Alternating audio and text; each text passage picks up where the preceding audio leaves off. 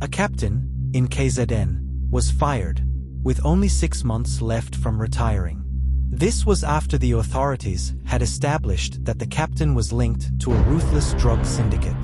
A syndicate that ruled KZN streets. With no job, the captain started buying and selling cattle. And with a means of living that seemed legit, all was well. But, behind the scenes, he maintained relationships with the syndicate. And together, they cooked a plan so sinister, even the general could not see it coming. The syndicate had evil ambitions, and was willing to do anything, even if it meant deleting the district's major general. Classified. The beginning, 2021. After suspicions of the captain's involvement with the syndicate were raised, internal disciplinary proceedings were initiated. The proceedings led to a raid at the captain's home. The house had more drugs than a pharmacy, and the captain was dismissed. It's a pity, because he had worked tirelessly for 39 years. A pity indeed, because he was only left with 6 months. 6 months, before he could start tasting that pension moolah. So, this was a huge blow to the captain. The dismissal had financial implications. But the captain laid low for a while, buying and selling cattle in the open, but a bit more ambitious behind the scenes. It was a polished sailing for a bit, but everything changed when a new major general was appointed, in February 2023. This was not just any appointment, this was an appointment made to tackle crime, and that included dealing with the syndicate. The major general's role was to oversee policing operations within the district, just like a sharp-eyed eagle, circling on top of it all, waiting to swoop in with authority. Heat was turned on, and the syndicate felt it. She was a problem that needed deleting. An assassination plan was plotted by the former captain and his friend. With a plan in place, the captain arranged a meeting with a linkman, who was instructed to get the hitman for the job.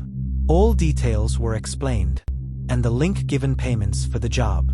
As per the instructions, the link managed to get a hitman, and together, they discussed the details of the plan. A plan just as precise as a solar eclipse, detailed to the minute, location, and the exact moment the sun would be blotted. A date, place, and time of execution was set. So, on the day, the hitman waited for the general along her daily route from work. He waited, just like a chameleon, blending in, waiting for show time. He waited, but his patience depleted with each passing minute. The general did not show up, and the hitman left the scene. She had changed her route, probably a divine intervention. Maybe God hacked her GPS. And just like that, the first attempt flopped. The flop had some devastating consequences to the syndicate. Because while they followed the general and planned the assassination, the syndicate communicated via phones, which was not smart. Maybe a bit cocky from a long streak of clean jobs, they were starting to think that they were immune to being tracked, immune to arrests. But someone snitched, and the communications were intercepted by the provincial intelligence team. After intercepting the communications, the team alerted the general of the plot to assassinate her. As the syndicate continued plotting her assassination, a detective silently watched. The general was a genuine threat to the operations. She had to be deleted, and as soon as possible. The syndicate became increasingly desperate. And, as the real ones always say, desperate times calls for desperate moves. So, the syndicate tried again. This time, the former captain instructed the link to bring a hitman from Joburg, and he did exactly that. With the hitman available, the syndicate managed to set a date and time for the assassination. On the day, the hitman went straight to the house of the major general. He parked a few blocks away from the house, and then waited patiently for the general to show up. What the syndicate didn't know was that a detective was tracking each and every communication. He knew about the assassination plan, and so did the general. So, Hours passed, but the general did not show up. The hitman's patience eventually ran out, and he walked away with his dignity in tatters. Even though the plan had flopped, the syndicate did not want to give up. Another hitman was arranged. 23rd of November, at night. While the general was sleeping peacefully, the alarm blasted her awake. As she opened her eyes, she saw a laser shining through her window. But the intruder immediately vanished, probably got spooked by the alarm, and knew the general was well trained, and would not hesitate to make it rain. The situation was getting worse, and the general had to act. Trying to stay alive, she decided to move into a secret place. But, on the 26th of November, just 3 days after the laser incident, the former captain was seen driving in the vicinity of the general's new place. Slowly, he drove past her place.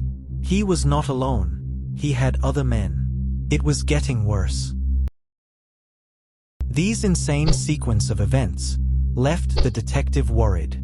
It was time to act. With all the evidence linking the former captain to the conspiracy to kill the major general, the detective approached a regional court. After verifying all the facts, a directive to arrest the former captain was issued. On the 26th of November, the former captain was arrested. He was arrested at his home, in KZN.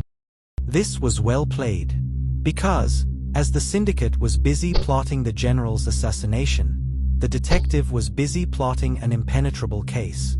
See, when they intercepted the communication between the first hitman and the syndicate, the detective approached the hitman. He showed the hitman all the evidence he had. With all proof available, the hitman was taken into custody, silently.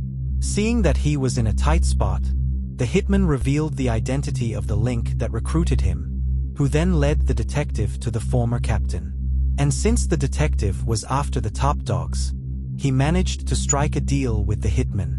The hitman agreed to be a state witness and was kept hidden. While the syndicate plotted, they didn't know that they were not the only ones doing the plotting. The authorities were watching, and also plotting. The same formula was applied on the second hitman. Working with the witnesses, the authorities managed to present a very strong case. The witnesses told the court that they were both hired to kill the general.